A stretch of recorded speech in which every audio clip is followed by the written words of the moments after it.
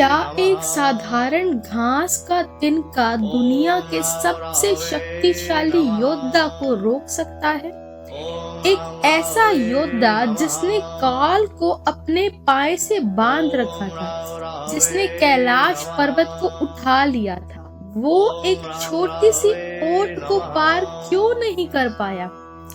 अशोक वाटिका का प्रसंग केवल एक अपहरणकर्ता और एक पीड़िता की कहानी नहीं है।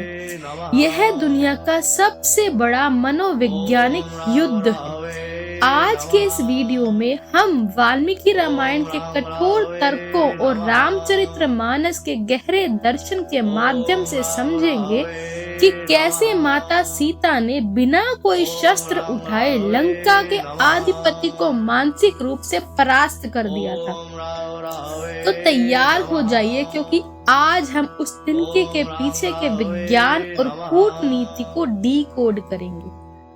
तथ्य: हनुमान जी ऊपर शिंशिपा वृक्ष पर छिपे हैं, नीचे रावण का आगमन होता है। तर्क: रावण अकेले नहीं आता, वह अपनी रानियों और डराने वाली राक्षसियों के साथ आता है। क्यों? क्योंकि वह शो ऑफ पावर करना चाहता है। रावण का वैभव माता सीता के त्याग को डिगा नहीं पा रहा है। वाल्मीकि रामायण के अनुसार रावण ने साम दाम दंड भेद का सहारा लिया, लेकिन सीता जी की दृष्टि केवल अपने चरणों पर थी। वाल्मीकि रामायण का संदर्भ: सीता जी ने तिनका उठाकर कहा, तृणमेव। तर्क: मर्यादा की रेखा। पराया पुरुष जब कुदृष्टि से देखे तो वह संवाद के योग्य नहीं रहता।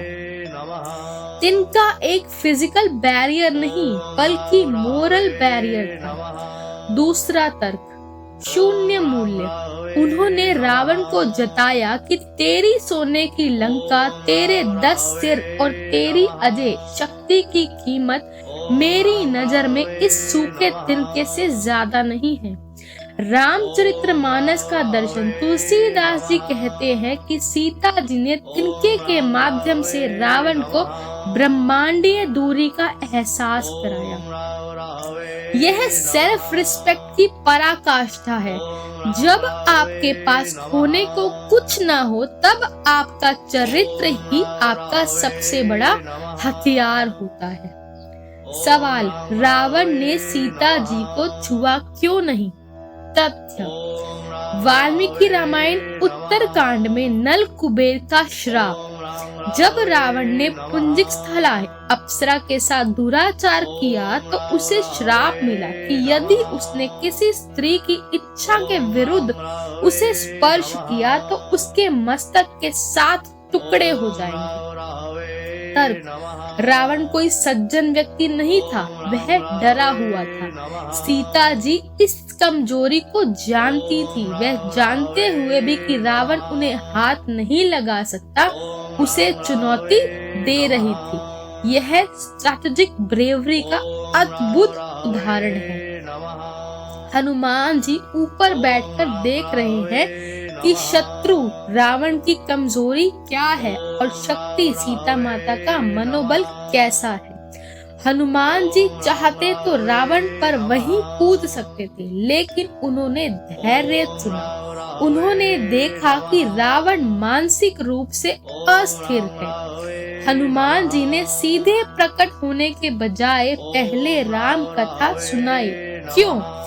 क्योंकि लंका में माया का बोलबाला था। सीता जी को यकीन दिलाने के लिए राम नाम का तर्क सबसे बड़ा प्रमाण था। अशोक वाटिका हमें सिखाती है कि विपरीत परिस्थितियों में अखंडता कैसे बचाई जाती है। रावण के पास रिसोर्सेज थे, पर सीता जी के पास वैल्यूज थे। अंत में रिसोर्स हार गए और वैल्यू जीत गई। आपके जीवन का तिनका क्या है? वह छोटी सी चीज जो आपको आपके सिद्धांतों से जोड़े रखती है, भले ही सामने कितना भी बड़ा संकट क्यों ना हो।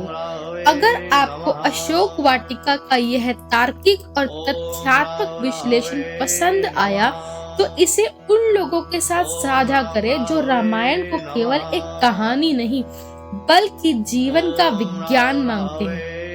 कमेंट में बताएं आपके अनुसार माता सीता के उस तिनके में हमें आज के दौर के लिए क्या सीख दी। अगले एपिसोड में हम देखेंगे मुद्रिका संवाद, जब एक अंगूठी ने दो आत्माओं के बीच सेतु का काम किया। सब्सक्राइब करें और बेल आइकन दबाएं ताकि आप इस सीरीज का कोई भी हिस्सा मिस ना कर पाएं। प्रेम से कहिए जय श्री राम।